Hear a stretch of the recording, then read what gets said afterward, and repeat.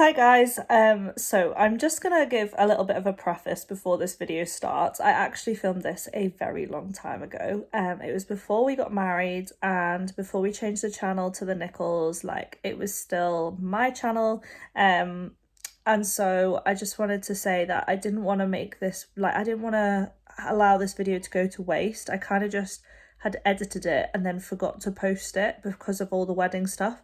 So I actually don't want to waste this video because it was actually a really valuable experience for me, and I would have really appreciated watching it before I went for this appointment. So I'm actually still going to post this, but yeah, it's a long time ago. Like, it was filmed in May, so I apologize for the late upload, but I hope that it is still helpful to you anyway. Good morning, good evening, good afternoon guys, welcome back to my channel. Today is an endo related video, and this is going to be a vlog where I take you guys along with me to see a private specialist, and I'm going to be completely transparent about it, tell you how much it's cost, where I'm going, and why I've eventually come to the conclusion that I need to see someone privately.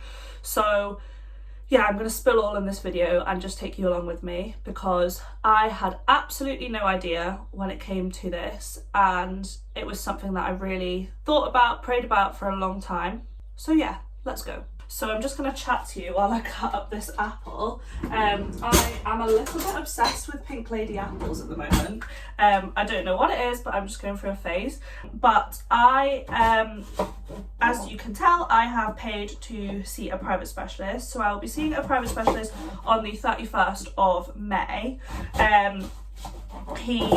I'll explain the process of finding him, and then I'll also explain why I look a bit lethal with this knife. I will also explain a bit about how I found him, how much it cost, things like that. Oh, that's really good lighting, good job Soph, but we're gonna finish off this peanut butter with the apple.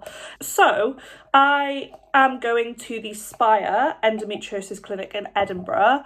I did quite a lot of research into endo specialists and also asked on a UK Facebook forum for advice, and I found the Spire Endometriosis Clinic in Edinburgh.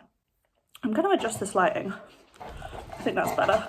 I found the Spire Endometriosis Clinic in Edinburgh and found a surgeon with a lot of experience, looked into him, Dr. Paul Duart, and then I commented on a Facebook forum, what has anyone had experiences with him and what's he like, and so many comments came back with he's the best, he listened to me, he gave me help, he was unbelievable. I didn't have a single negative comment on both of the Facebook forums that I commented on. So that's why I ended up going with him.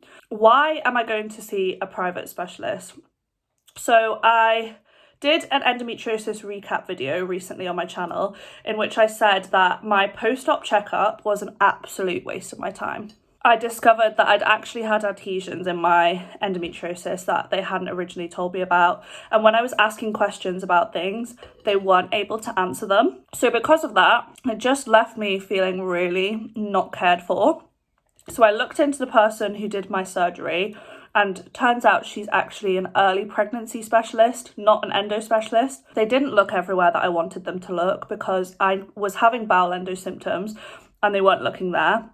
They did ablation, so they did the wrong type of surgery, and I still had symptoms. My bowel endo symptoms have gotten so much worse, and I also have bladder symptoms now as well. And while I'm able to go to work now, I still experience symptoms on a daily basis. It affects me every single day. So Matt and I had made the decision that we would pay for a private specialist after our wedding. Partially, I'm fearful that they're going to tell me that I need to go for another surgery so that they can do the right type of surgery and properly excise the endometriosis, but also because of the cost of it. And obviously we're paying for a wedding and that's not cheap. Apple and peanut butter hits different. Now I am going to be TMI in this video because chances are, if you're watching this, you're also looking for an endo specialist. There was one day where I was on the toilet and I was screaming because of my bowel endo symptoms, and I put a comment on a Facebook forum. Facebook forums are like life. They're so helpful. And was like, does anyone else experience these symptoms, or do I need to go and see the doctor about something else? And so many women commented saying that they had the exact same symptoms, and that's because they had bowel endo. So for me, if I need to go to the toilet, I feel like I'm being stabbed. And you can imagine that's not fun when you have to go to the toilet every day. So after that, Matt and I were like, this is affecting me too much. We need answers. We need to know what's going on. We need to know a plan for moving forward. And also, we just need answers, really. So I did some research and found the Spy Clinic in Edinburgh. And this guy has so much experience in endometriosis. So I booked it for the 31st of May. And it actually shocked me how quickly I could get an appointment. Like, I booked it. And the only reason why I didn't get earlier was because of my work situations. And I didn't want to take time off of work to go to see them. So the real question that everyone wants to know, how much has it cost me? It has cost me £200 for an initial consultation with Dr. Paul Duart. There were cheaper specialists, but to me, if they're cheaper, it means they don't have as much experience. So that's why I went with him. When I say cheaper, the cheapest I seen was 170, I think.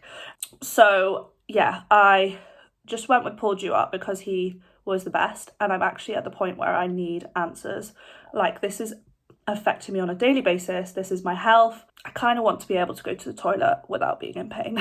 It frustrates me that I've had to pay.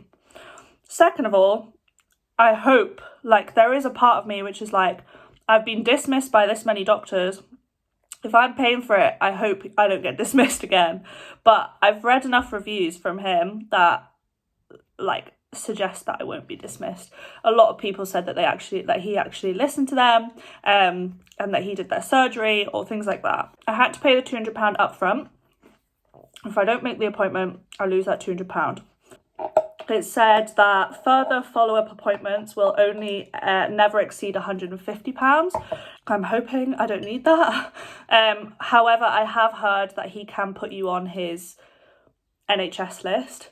And I know that is common for people to pay for an initial consultation and then be put on an NHS list for him. I'm really hoping that he can provide me with answers, and I'm going to take my pictures along from my surgery and show them to him, and just I have a big massive list of questions, so I'm going to take you guys along with, because I feel like it's helpful. There's so many videos of people who've been to see a private specialist in London, but there's not many in Scotland, so I'm going to take you guys along with me and see what they say and see if I get anywhere. Okay, so I've just arrived at work straight from my appointment, but I thought I'd give you a quick update before I head in. So that was like chalk and cheese compared to what I've experienced so far on the NHS. First of all, when we went in, we were early. They offered us a tea or a coffee, and there was hand cream in the toilets. So I feel like that suggests how different things are. Sorry, I'm just editing this video and I just wanted to interject here. This video is not meant to criticise the NHS. Our NHS does phenomenal things for so many people in this country, but personally I've been really let down by the NHS, and it is severely underfunded, especially in the case of women's health. So I'm just sharing this video to kind of show the difference between the NHS and the private healthcare system, because it's something that I was unsure of, particularly going into this, and I'm happy to discuss this more as the time goes on and what I choose to go down, but I just wanted to interject and say that this is not me completely slating the NHS, because they do great things. But I felt so heard. Basically, when I went in, he took a full rundown of my history. He looked at the pictures and the medical notes from my surgery. And when he was looking at the pictures from my surgery, he was pulling these kind of faces. And I feel like that says everything. He did say that from the surgery pictures and the notes, it doesn't seem like they've removed things or removed things properly. And so he was a bit frustrated with that because it was a bit of a waste of time. Like, you go through surgery, which is a lot on your body, for them to not do it properly. But he also did say like it could just be lack of training and things like that. He was quite polite like about everything. He basically, so I have been doing a lot of research into, I follow this girl on Instagram called her Instagram handle is Endo.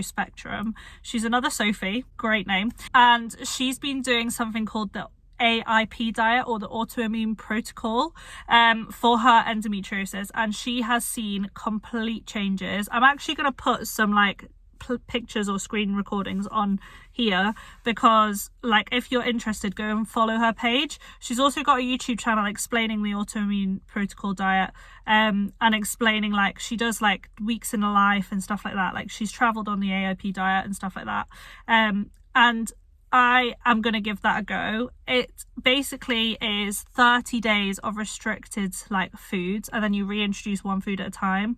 And I asked him what he thought of that, and he said that that was a great way to start in kind of managing things, and he was really for it. He said that it's a great thing, and that food really affects endo symptoms a lot.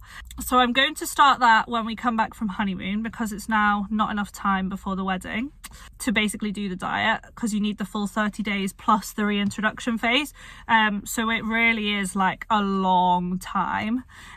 So that is part one of my game plan for endo, Sophie's game plan for endo, and Matt's, because he helped me with build it. Another thing that's different from the NHS have never let Matt come into a single appointment with me, whereas he was absolutely fine bringing Matt in, and actually it was so nice to have him next to me. He was asking questions, like we were both like sitting there, and I feel like we both heard the same information, so we could process it together rather than me feeding back like things that I frazzledly remembered.